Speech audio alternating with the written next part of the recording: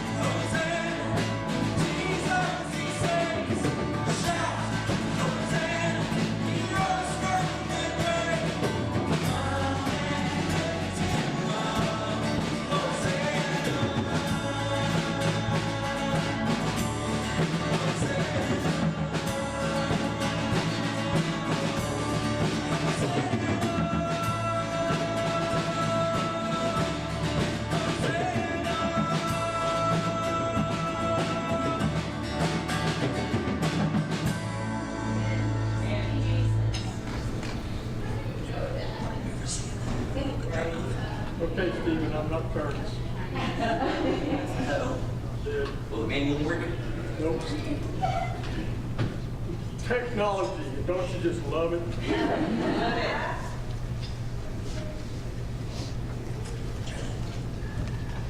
Nope. Go ahead. Just play something. I'll play something.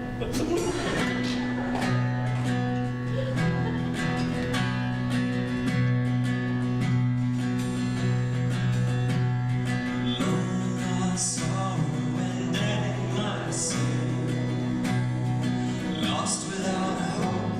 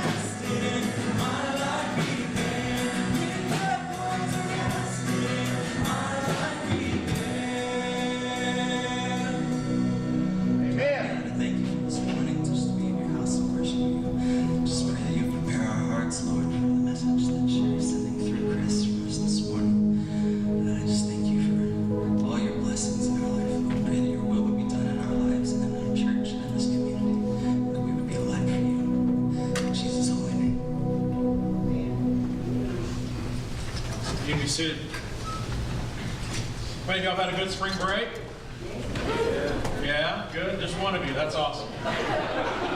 Very cool. So this morning I want you to talk back to me, okay? Spring break, to relax, all that different stuff. I even shaved for you today. It's good. So this next week, the coming weeks, we're going to be talking about scars. Any of y'all have scars? Yes. A couple of you, all right. That means you've lived life, right? If you got some scars. And if you have a scar, you also have a story. And so over the next few weeks, we're going to be talking about scars and talking about the healing that God's provided in the midst of those scars in your life. We're going to start off pretty easy this morning with one of the scars that maybe we've dealt with in life is fear. How many of you are afraid of something? A couple of you, yeah, all right. How many of you ever worried? Oh yeah, we're professional worriers. How many of us ever get anxious? Which is a whole other even thing than even worrying, all right? And so one of the things that I've been blessed with over the last month is I have gained a new scar. So if you can't tell, I've been hiding it. I've got this. I even grew a beard to hide it for me. But I have this wonderful little scar here that I'm hoping one day won't be as prominent as it is. But I was diagnosed with skin cancer. And so in the midst of that, they said, hey, we're going to take that out. And I thought, oh, cool, I'm going to have a scar that I can show people. And I was thinking it's going to be this little bitty thing and all that. But it's like this long, you know? So, and everybody that sees it, they ask, hey, what happened? And so I have a story to tell. And I was like, hey, you should see Lauren's boyfriend. You know, that kind of thing. So we have scars in life, and behind every scar is a story. And I know that you have scars. And some of the scars, the deepest scars, are the scars that can't be seen. The scars that are inside. And so over the next few weeks, as we process through this, is to help us grasp and understand that scars are a natural part of life, and that the scar is a part of healing. And whenever people see that, they can be able to say, hey, what's your story? What are the things? What has God brought you through? Even if you haven't fully healed from it, even if you're not fully through that experience, what is God doing and what is God showing you in that? So what are some of the things that you're afraid of? This is where you can talk back to me. What are some of the things that you fear? Drainage things in the road. The drainage things in the road. Oh, don't walk over them. I'm like, I don't know what that is. Now, might I add, we do have some weird things that we're afraid of. What are some things that you're afraid of, that you're fearful of? Death. Spiders, what? Death? Death, yeah? Kids? Or Jesus Christ himself. You have a fear of him? Yeah, reverence? All right, snakes, spiders, death, kids. Not taking care of the people I need to take care of. Yeah, not taking care of the people you want to take care of. Now, what do you worry about? IRS. The IRS. You must have money. Let's talk a little bit later. I've got some stuff we need to do. I'll help relieve you of some of that. All right, what else you worry about besides the IRS? Failure. What? Failure? Yeah, failure. My students. Your students, that they're going to fail or they're not going to get what they need. Someone over here said something? Our country. Our country, okay. Yeah. Anything else that you worry about? Family? What do you get anxious about? What gets your anxiety level going? Money. Traffic, money, money in stereo. Yeah. Get into church on time. The traffic jams in Grange are horrible.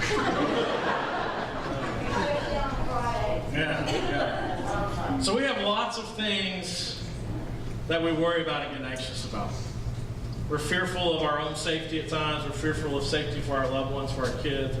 We do fear death and what's after life because we have an experience that you don't know.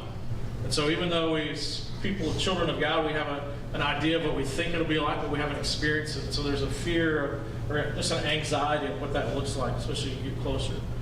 Some experience a fear of a meaningless life. Like when I look back, what's my legacy? Who's going to be, what am I passing on? What am I giving to others? What about the fear of being unloved or alone? I think that's a growing one, right? I mean, does anyone truly love me? Does anyone truly know me? And if they do know me, will they love me?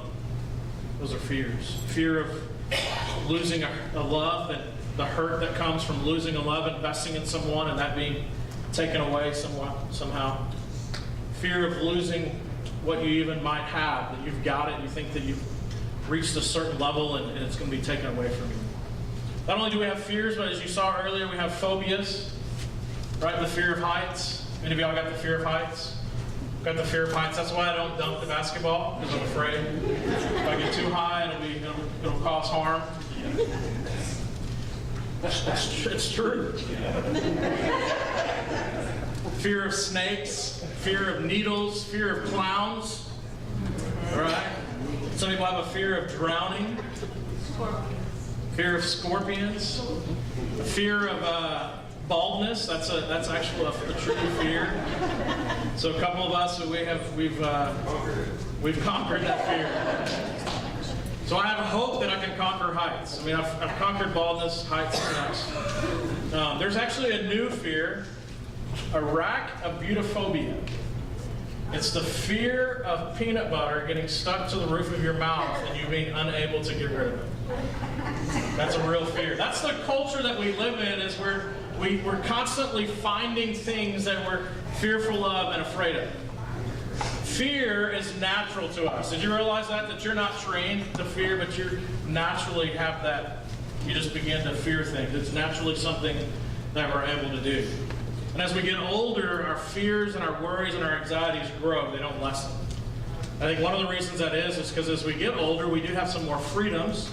And with those freedoms comes the opportunity to make choices. And as we get older, we realize that sometimes we make choices that are not good choices or they don't work out. And so there's opportunities for failure. And so as we grow in our freedom and we grow in these choices, fear and anxiety and worry grow in us because we're fearful that we might make the wrong decision. And so we kind of end up in this cycle, and it just continues to grow our fear, our worry, and our anxiety deeper and deeper and deeper. Some of you say that you worry. Worry is living in the future, right? So that you can see Tuesday and know that Tuesday is going to be an utter failure. You've got that. That's the heart of worry. As a matter of fact, some of us are such professional worriers. We can see Tuesday in great detail. We can tell you all the possible things that will go wrong or can go wrong on Tuesday. And so we almost project that into that day, that you wake up with, oh, this is the anxiety and stress that's created from the worry within us. We're just professional warriors. We're professional fear mongers. Fear says, I'm in danger. I'm vulnerable. You don't know what's going to attack. The fear also says you have something that you need and you might not get it. That we have a trust issue there. We also have this fear that there's something valuable to me and I love it, and I'm afraid it might get taken away. That I value that item, that person, that thing so much that if it's taken away, it will destroy my life and what I perceive as what's important to my life. God tells us throughout Scripture that we are human, and that one of the things about being human is we will be afraid. So everybody pat yourself on the back and say, awesome, I am 100% human. As a matter of fact, it says not only will you be afraid, you will be a professional warrior because you try to pretend to be God. Right? We ever do that? We're worried, we're consumed with that, and we're anxious about it. But here's the deal. There's over 300 plus. This topic is the top topic that God talks about throughout Scripture, is this idea of fear and worry and anxiety. There's over 300 plus scriptures that have this phrase, do not be afraid.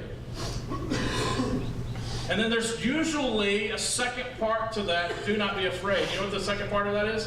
For I will be with you. Do not be afraid. Do not be fearful. Do not worry. Do not be anxious about anything. For I, your God, your Father, will be with you. In other words, He's consistently, constantly, all the time present with us. And so the very things that consume us with worry, that consume us with fear and anxiety, the fact that we're worried about Tuesday, we should be able to say to ourselves, I'm not God, He is. I'm going to put this at His feet and let Him worry about Tuesday. Because He's the same yesterday, today, and tomorrow. So He already knows about tomorrow. So He's let Him consume Himself with worry and concern about tomorrow. He's not worried about it because He's God, but allow Him to push that off to Him. As a matter of fact, Psalm 56, verse 3, David is in the midst of some chaos and strife in his life, and people are chasing after him and pursuing him, and he's afraid for his own life. And in Psalm 56:3, he says this, but when I am afraid, in the midst of the chaos, in the midst of strife and struggle, when I'm afraid, I will put my trust in you. He's talking to God. God, so whenever life gets crazy and I naturally want to be afraid, when I naturally want to worry about the results, when I'm anxious about this, even the king, the most powerful person in the world at the time, King David, says, I can't handle some stuff, so God, I put my trust in you. That's what I want us to grasp this morning. Is that some of the scars in our life are based on fear and worry and anxiety, and some of the things that we continue inside to kind of continue to pick at them is because we fully don't trust that God will care for us. We don't fully trust that God is a good Father and will always be present and is waiting for us to entrust Him. So if you have your Bibles, turn with me to Exodus chapter 16 and also to Luke chapter 12. We're going to be looking at two different places.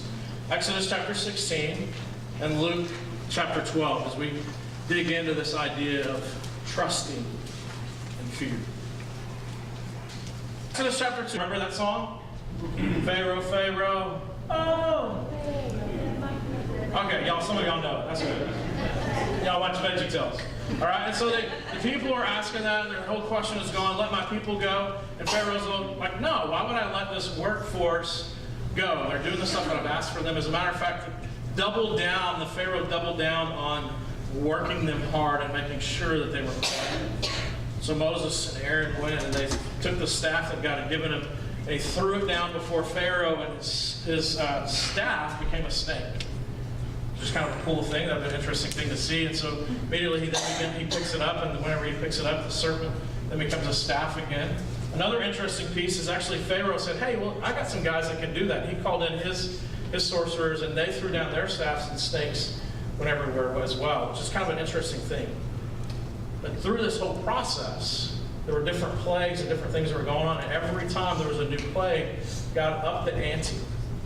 And Pharaoh's sorcerers, Pharaoh's religious people couldn't replicate those plagues. Until finally they got to the point where the last plague was the firstborn thing on. You ever felt like that? God, why did you bring me to this? It was much easier. At least I knew what to expect when I was living in my slavery to stuff.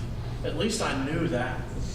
But now you brought me to this new place and I don't understand it, I don't get it. And here I am. It would have been just leave me back there. There we sat around the pots filled with meat and ate all the bread we wanted. But now you've brought us into this wilderness to starve us all to death. Have you ever seen this at Walmart or H-E-B or whatever? And there's this child that gets fixated on something. And like, they know that they want it. And so they're going to cry and they're going to moan and they're going to do whatever they can do until finally the parents just go, take it. You ever seen that? I know it doesn't happen in your house, it's other people's house. And so that's what I imagine here. Is that right? You know that 2-year-old or that 3-year-old, you know that I'm sure they're eating at the house because you can see the lollipop and all the different stuff all over their face. And so, but they see something they want, and so they begin to throw the fit, and they forget that their parents provide all this stuff. And here the Israelites are. God has provided for them great and mighty things. Even within a month of being in slavery, they have freedom, and they're like, yes, this is awesome. We've been through the Red Sea. We can fish for all the fish we wanted. And now here I am stuck in this place that I don't know. And so they begin to moan and complain. I think naturally it would make sense for God to go, you know what? I hear you.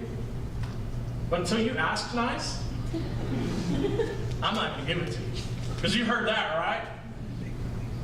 It's not about what you're asking, it's the way you're asking. But here God hears and God responds. We see in Exodus chapter 16 that God tells even Moses, I've heard the people complaining.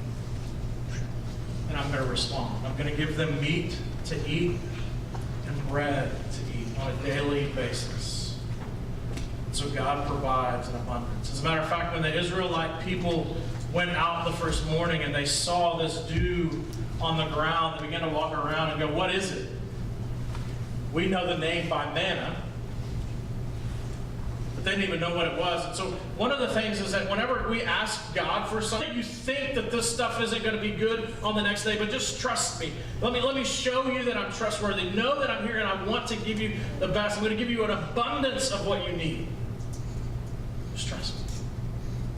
And God provided. The same happens for us. It's God saying, I want to meet your daily needs. I will provide for you every single day. Don't worry about tomorrow. Let's focus on today. Don't worry about 2 days from now. Just worry about today. I am sufficient enough. I can meet your entire week's needs, but I want to just help you focus on today. Because today is enough. God hears us. God delivers for us.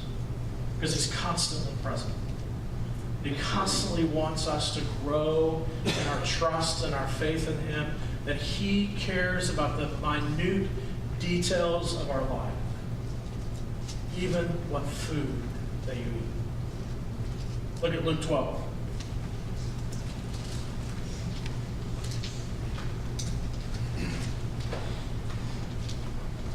Starting verse 21.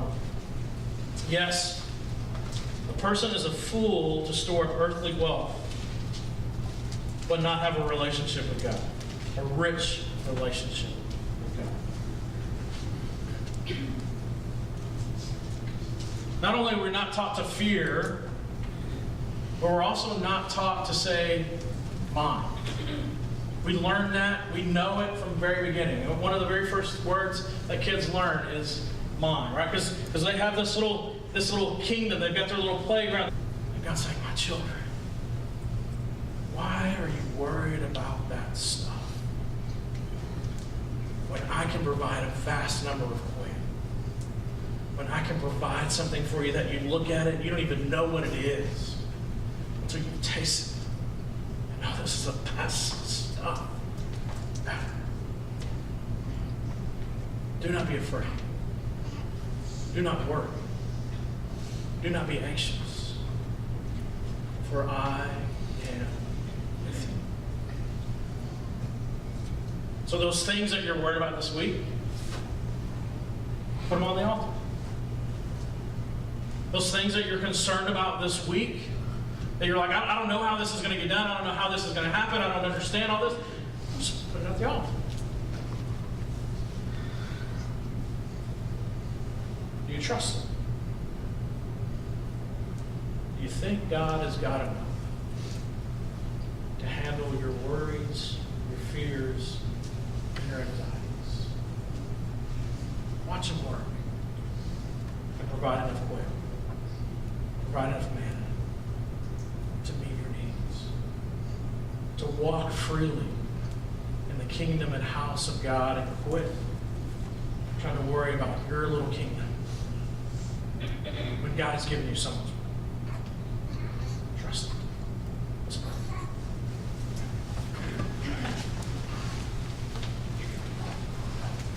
Heavenly Father, thank you so much. You are trustworthy. And we trust you. It's in your Son's name that we pray. Amen.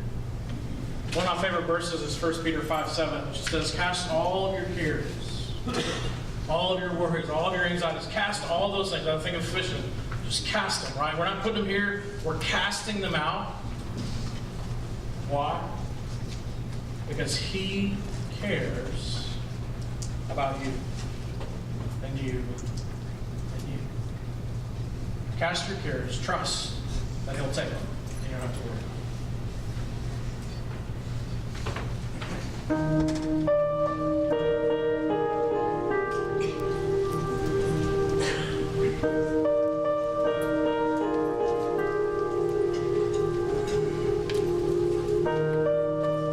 It wasn't meant to be this way.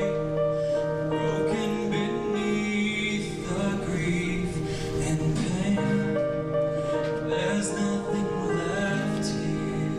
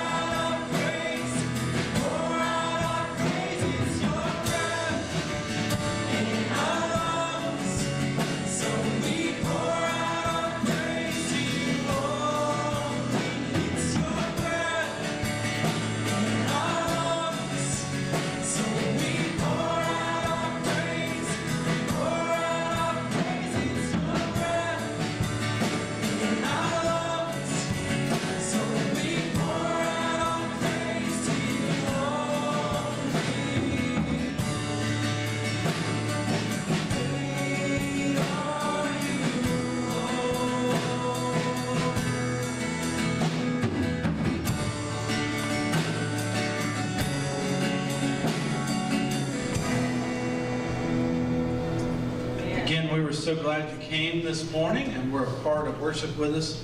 If you are a guest, please remember to fill out that connection card. Drop it in the plate as you head out the doors. Or you can take it by the Welcome Center, and we have a bag of goodies for you. Also, just a reminder, this week, all of our stuff kicks back off since spring break is over. So youth and children on Wednesday night. Our women's Bible study, 6:45 Tuesday night, and 8:30 Wednesday morning. We would love for you to be a part. Guys, I need you to focus for a second. I have ADHD, so, just focus in with me. There's a sign-up sheet right through those back doors for next weekend. Next Saturday, 4 o'clock, we're going to have a fish fry for all the guys. The women have a retreat that they're going to Friday, Saturday, and so this will be a good meal Saturday night for you all if your women are going and being a part of that.